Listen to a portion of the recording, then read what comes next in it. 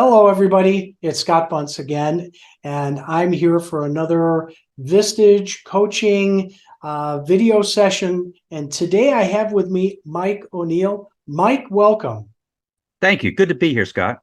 You know, one of the fun things about sitting down and talking to you today is you're in the coaching business as well.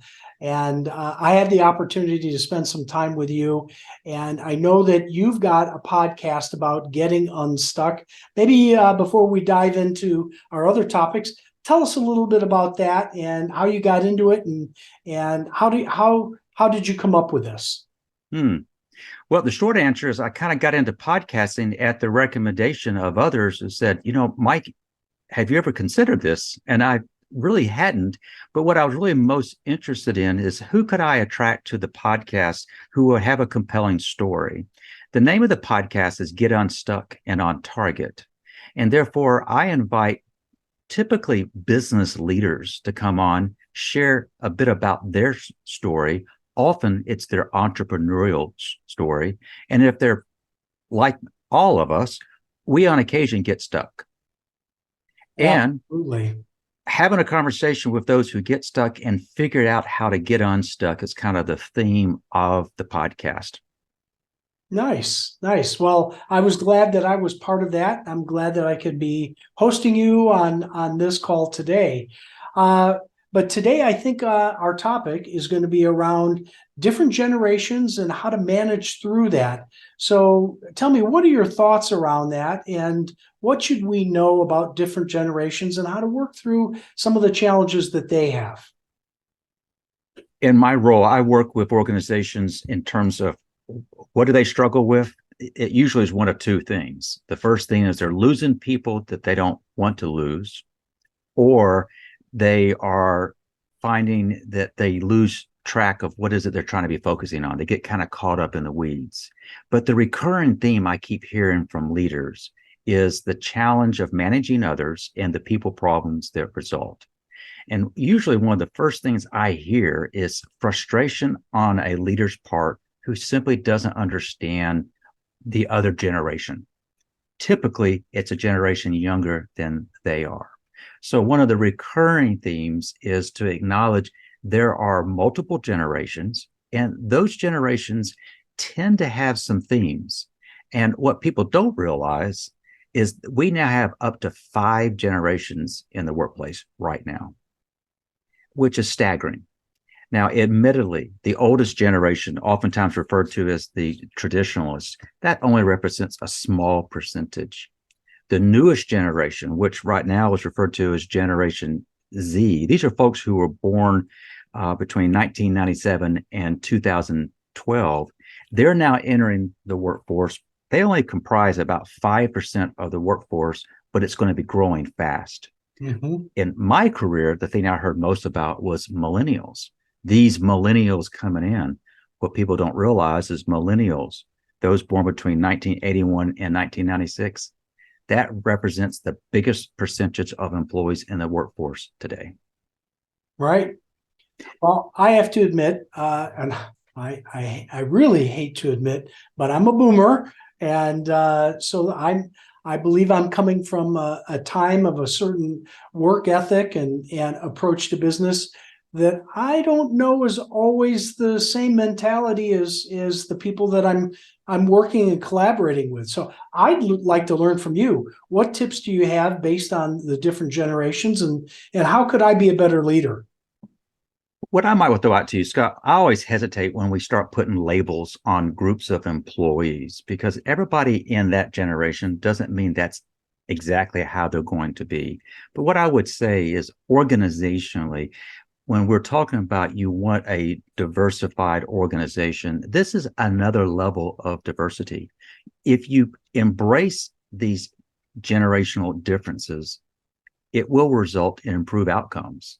So the kinds of things that kind of comes to mind is you really want to understand what those differences are, what might be the ways that people need to learn, want to be led, to contribute. And with that, my encouragement for leaders is when you're dealing with someone of a different generation, are you willing to adapt your style to best meet the need of the person who you're interacting with. Right.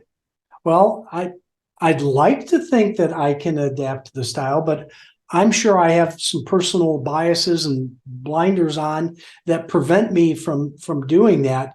What I've heard along the way is some of the younger generations prefer to know how much you care about them and their career growth.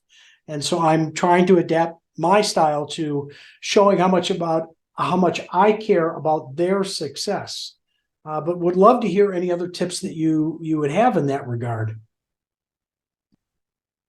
Let's talk about boomers. Boomers came into the workforce, and it was a much more structured approach. If you worked hard, you got recognized and you went up the next rung, but you kind of knew your place.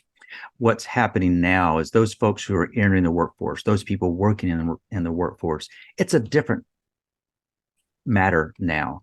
Yes, they're there because they need an income, if you would, but they're looking from their employer for so much more. They're particularly looking from their boss and their coworkers. They want to feel that their opinion matters. They want to feel as that they've been heard, and they don't necessarily want to be talked down to because they might be part of a certain generation. And what's really interesting about this whole topic is I too am a boomer. And when I think of this, I immediately think of generations such as Generation Z, or the new one, by the way, the next generation, I think it's going to be called Generation Alpha. It starts all over again. And then behind it, I think it becomes Delta.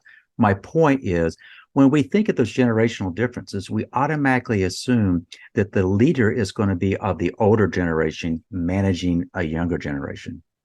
And that is largely true. But what we're finding today, particularly in certain industries, the people coming in have skill sets. And all of a sudden, what's happening, we need those skill sets. They're getting promoted. And all of a sudden, a younger generation are managing those who are of an older generation. That the tables are kind of turned. So it presents a whole new set of challenges to be managed by someone who is younger than you are, or managing someone who's much younger who looks at the world differently. And so what I try to do working with clients is just create an awareness, one. Two, don't generalize, but recognize that we need to be all heard. We all need to feel that we're valued. And anything you can do as a leader, as a business owner, to see that people are heard, are valued, is going to pay off in spades. Higher productivity, lower turnover, higher degree of engagement, higher customer satisfaction because your employees are taking care of those customers. It pays off in spades when you invest in your employees by creating this sense of awareness and hopefully appreciation for the differences, and those differences make us collectively better. Right. It's interesting because in the organization that I run, at one point, I had approximately a 40-year-old man managing somebody who was pushing 60.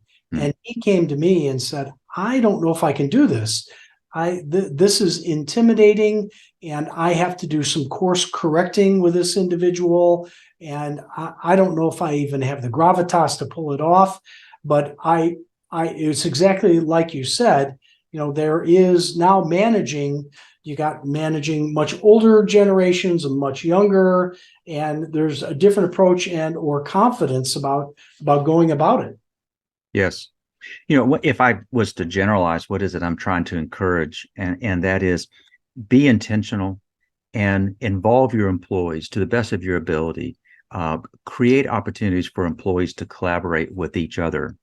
If you are building teams to work on something, try to bring folks from different skill sets, perhaps different generations together, and let them learn the values of these different generations. And as a leader, be mindful that sometimes those biases can also work the exact opposite. I'll give you an example. I have a client that is an industry that tends to attract young professionals. I'm being a little bit vague because I don't want to be too descriptive here, But what happens is this leadership is all younger, and they look around and they just assume that the older employees cannot adapt, are not fast enough, doesn't have the skill set. And as a result, it's the exact reverse of what we would typically see. So I have to kind of caution them to don't necessarily let that be your culture, that we're only attracting young talent to the organization. Be mindful that the folks you have there, they have incredible knowledge. They can contribute if you're just willing to listen and give them ways to contribute in a meaningful way. Mm-hmm. Absolutely.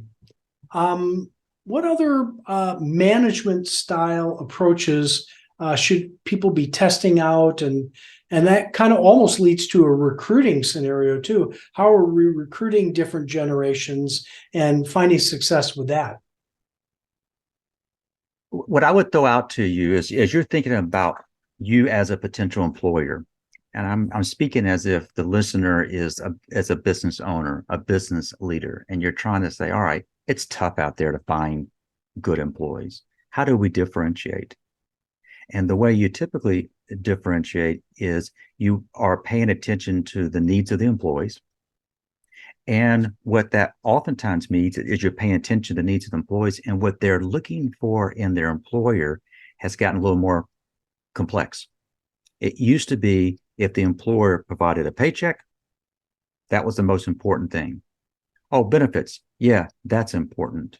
But what's happening now, particularly with the Generation Zs as they're entering the workforce, they're looking for companies that are not just providing a product, not just providing a service, but they're making a difference in the world.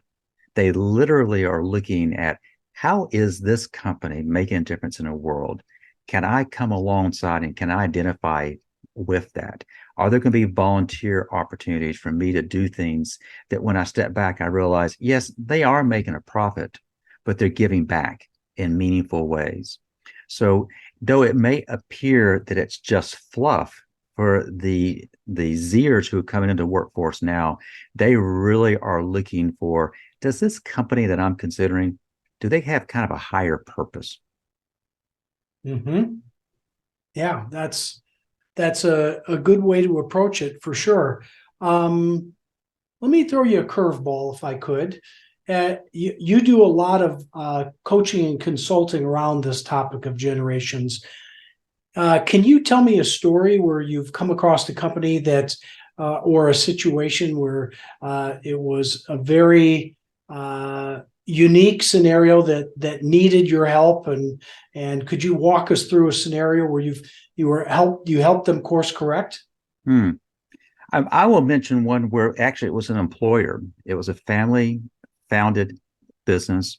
Um, the parents were leading a very successful business. It was growing extremely well, and it was time they wanted to bring in the next generation. Mm-hmm. And this next generation was smart, very, very capable, but they looked at things very, very differently. And I guess what I found myself, I was at that time in an HR role. So I found myself in it was the succeeding generation president who actually recruited me to the company. Mm. So this person was beginning to build their team, but mom and dad were still an integral part of the business. And therefore, that person had to learn to respect the legacy that had been established while also introducing more modern approaches to running the business, embracing technology to not let fast growth outstrip their capabilities. And how do you build an organization that still embraces this family feel while still growing?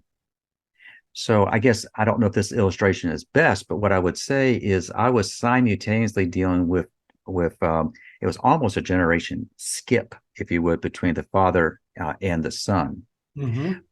But their whole view of how things are supposed to work was so radically different. I found myself often in my role as HR, kind of helping mediate some of those differences over time. That company had thousands of employees. It continued to grow. They figured this out, and they figured out successfully. But what I would just simply say is probably one of the biggest challenges is when you are in a family-owned business, when you have the next generation, they're bringing them along, is how do you create a setting by which you strike that balance? Right.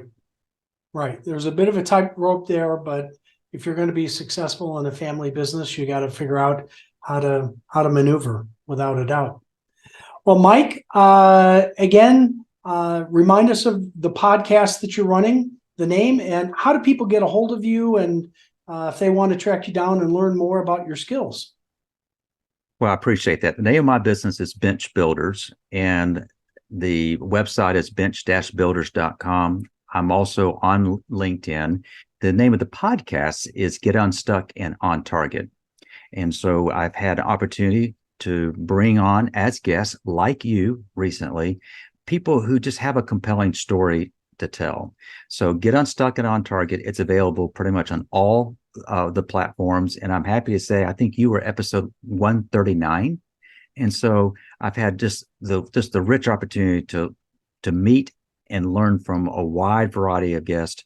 You were a perfect guest because of who you are, how you go about doing what you do for your clients, and your role as a Visage chair. So I learned a lot about Visage, and that's the biggest thing I would say about hosting a podcast is I am there learning along everybody else, usually with a pen in hand. I love it. All right. Well, Mike, thanks again for your time. Appreciate it. Wishing you all the best, and we'll talk soon. Okay. Thank you, Scott. Bye.